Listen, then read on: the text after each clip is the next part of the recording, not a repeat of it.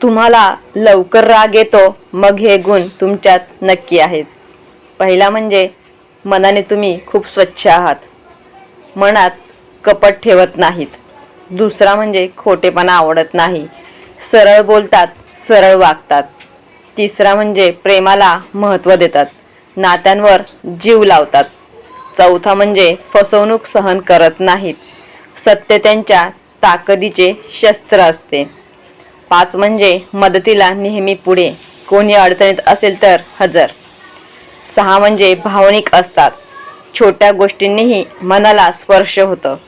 सात म्हणजे राग पटकन येतो पण जातोही लवकर, मनात द्वेष ठेवत नाहीत.